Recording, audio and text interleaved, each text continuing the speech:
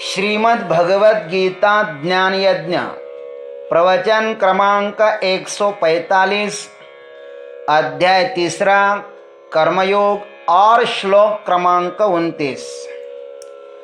ओम त्र्यंबकं यजामहे सुगंधिं पुष्टिवर्धनम् उर्वारुकमिव बन्धनान् मृत्योर्मुक्षीयमामृतात् समस्त जन कल्याण निरतं करुणामयं नमामि चिन्मयं देवं सद्गुरुं ब्रह्मविद्वरं वसुदेवसुतं देवं कंसचानूरमर्दनं देवकी परमानन्दं कृष्णं वन्दे जगद्गुरुम्। ओम तत्सत्। भगवान श्री कृष्ण परमात्मा अर्जुन को 27 और 28वें श्लोकों में अविद्वान और विद्वान का भेद बताकर अब विद्वान तत्वविद के लिए चेतावनी देते हैं कि वे कर्मासक्त अविद्वान को विचलित न करें। और 25वें श्लोक में जो आरंभ किया था प्रकरण कि आत्म तत्व को उपलब्ध महात्मा को दूसरों पर अनुग्रह करने के लिए कर्म करना चाहिए, ये जो प्रकरण 25वें श्लोक से प्रारंभ हुआ था, भगवान इस प्रकरण का अब यहां पर उपसंहार करते हैं। आइए भगवान की भाषा में सुनते हैं। प्रकृतेर्गुणसम्मूढः सज्जन्ते गुणकर्मसु तान् कृत्स्नविदो मन्दान् कृत्स्नविन्न विचालयेत। अन्वयार्थ। प्रकृतेः गुणसम्मूढः गुणकर्मसु सज्जन्ते। हे अर्जुन, प्रकृति जन्य गुणों से मोहित हुए अज्ञानी पुरुष गुणों और कर्मों में आसक्त रहते हैं। तान अकृत्स्नविदः मंदान कृत्स्नविन् न विचालयेत्। उन अच्छी तरह न समझने वाले मंद बुद्धियों को पूर्णतया जानने वाला अज्ञानी पुरुष विचलित न करे। ये भगवान अर्जुन को बता रहे हैं। आइए इस पर हम लोग चिंतन करते हैं। भावार्थ मंजरी। प्रकृतेः गुणसम्मूढः गुणकर्मसु सज्जन्ते। प्रकृति जन्य गुणों से मोहित हुए अज्ञानी पुरुष गुणों और कर्मों में आसक्त रहते हैं। भगवान पूर्वोक्त 25 और 26वें श्लोकों में अज्ञानियों पर बड़े ही नाराज दिखाई देते हैं। उन श्लोकों में भगवान ने उन्हें बार बार क्या कहा?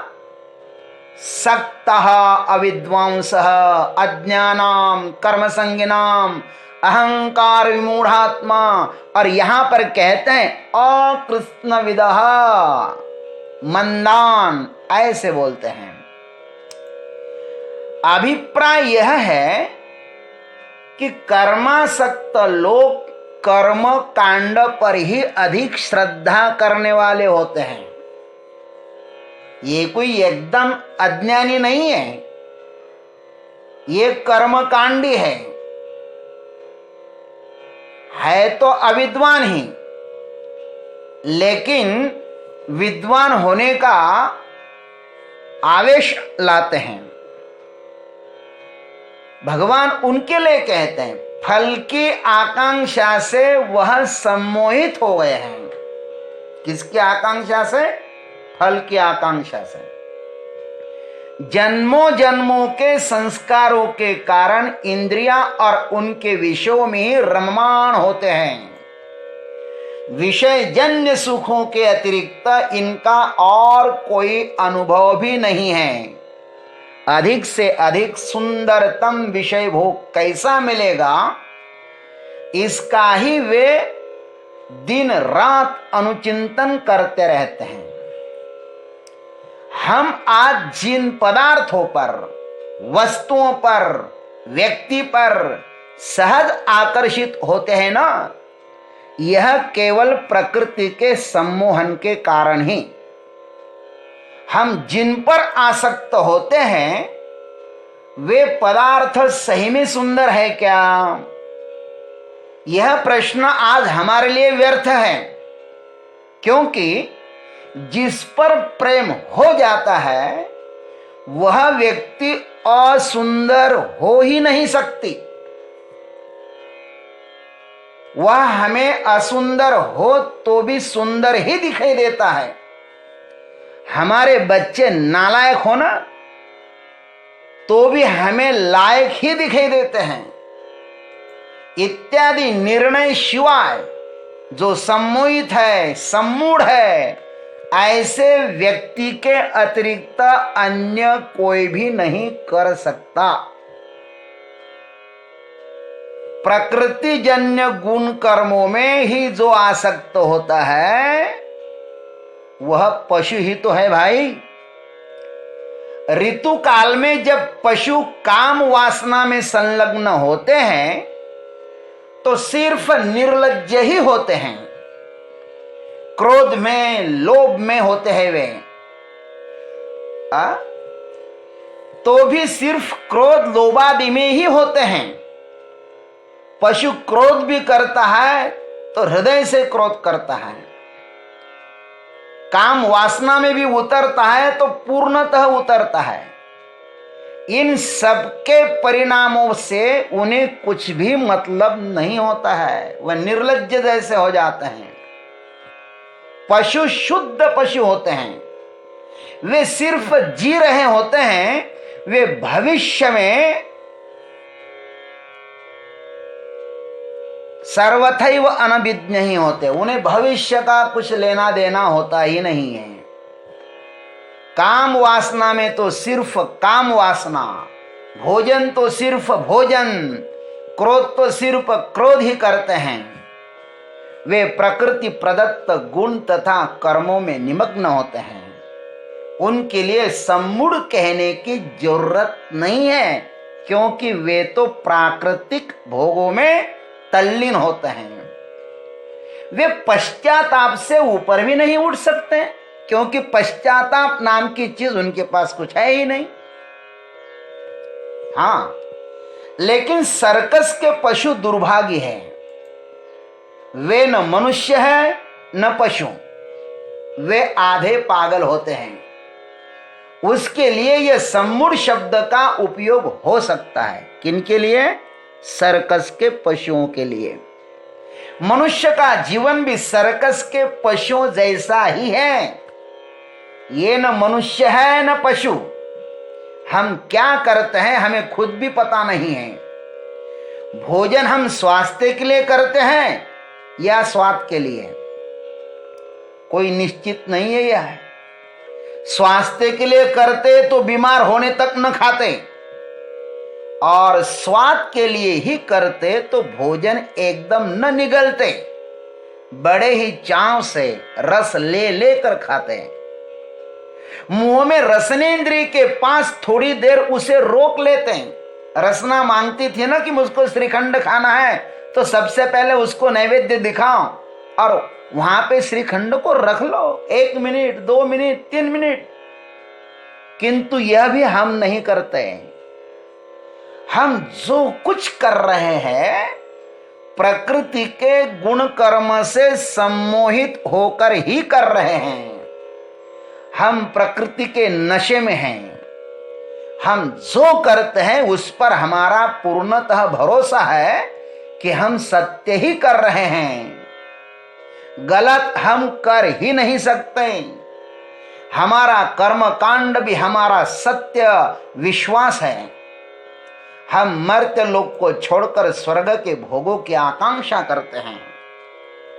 कर्मठों के लिए यही सत्य ही है। उनके जैसा यदि कोई आचरण न करे तो वह उनके लिए निरर्थक जीवन जी रहा है, ऐसा वे कहते हैं। इस प्रकार की महान मिथ्या की आकांक्षा से हृदय भरा हो, उसे एकदम परिवर्तित करना स्वयं में विद्वान के लिए भी घातक है। इसलिए ऐसे लोगों को एकदम उपदेश नहीं देना चाहिए। संसार में दो तरह से लोग एक घातक होते हैं, दो तरह से घातक होते हैं लोग। पहली बात तो वे विद्वानों की बात मानेंगे ही नहीं, क्योंकि जो इतने दिनों से करता आ रहा है वह तुरंत उसे न करने का निर्णय ले, यह असंभव है। वे इस विद्वान का ही विरोध करते हैं। हजारों दृष्टांत इसके उपलब्ध हैं। संत ज्ञानेश्वर, संत तुकाराम, मीराबाई, गोस्वामी तुलसीदास जी महाराज आदि जितने सारे संत हुए, ये सत्य कहने लगे तो उनकी ही प्रथम प्रताड़ना की गई महाराज। किसने की? तत्कालीन सम्मोहित लोगों के लिए इन महान पुरुषों का कुछ भी उपयोग नहीं हुआ। तुकाराम महाराज को कितने शिष्य मिले हैं, ज्ञानेश्वर महाराज को कितने शिष्य मिले हैं, शंकराचार्य को कितने शिष्य मिले। वो इन्होंने बात उन्होंने मानी नहीं। और आज की टीवी में क्या हलचल चल रहा है, आज जो फिल्म इंडस्ट्री वाले नशीड़ी गंजड़ी लोग हैं ना, वे कितने परेशान हैं। और उनका परेशान होना भी स्वाभाविक ही है। वे सत्य को स्वीकार करने में तैयार नहीं हैं, इसलिए सब नशा के अधीन हुए हैं। उन पर यदि कोई प्रहार करता है ना, तो वो तो बोलते ही रहेंगे भाई। एक प्रकार के लोग यह करते हैं गलत, लेकिन गलत को गलत मानने की भी उनकी हिम्मत नहीं होती है। दूसरी बात यह है कि अपना कर्म बलात् छोड़कर वे विद्वान का आचरण करने लग जाए तो इधर के भी गए और उधर के भी गए। जो कर रहे थे उसमें भी से भी विश्वास हट गया और आत्मदर्शन तो हुआ नहीं।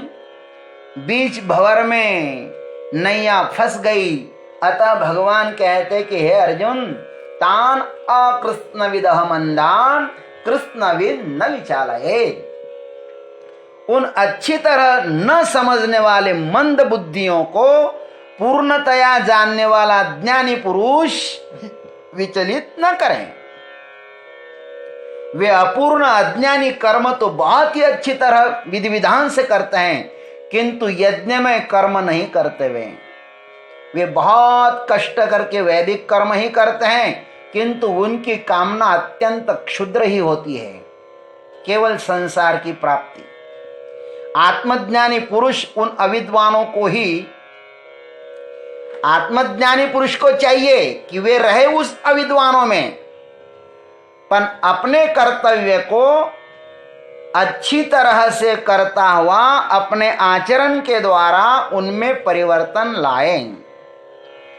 बोलकर उपदेश देने से वे विचलित हो जाएंगे। अतः अपने कर्तव्य रूपी कर्मों के सुगंध से उनके कर्मों को भी सुगंधी बना दे।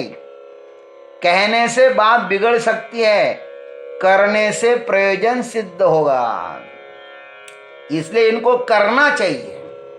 अर्जुन, इस युद्ध से न तुम भाग सकते हो और न ही इन योद्धाओं को उपदेश भी दे सकते हो कि युद्ध न करो।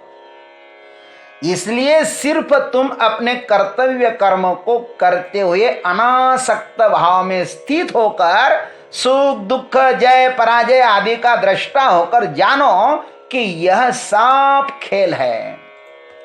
तुम्हारे भागने से सब अस्ता व्यस्त हो जाएगा अर्जुन, सब चलायमान हो जाएगा। अतः यज्ञमय कर्म करो, यही अत्युत्तम उपाय है। कर्म में ही जिसका अधिकार है, ऐसे अज्ञानी मनुष्यों को कर्म बंधनों से मुक्त होने के लिए तत्वज्ञानी को अनासक्त भाव से अपना कर्तव्य कर्म करना चाहिए। यही भगवान का इस श्लोक में उपदेश है। आज इतना ही। जय गुरुदेव, जय जगदीश्वर, जय जय महाकाल।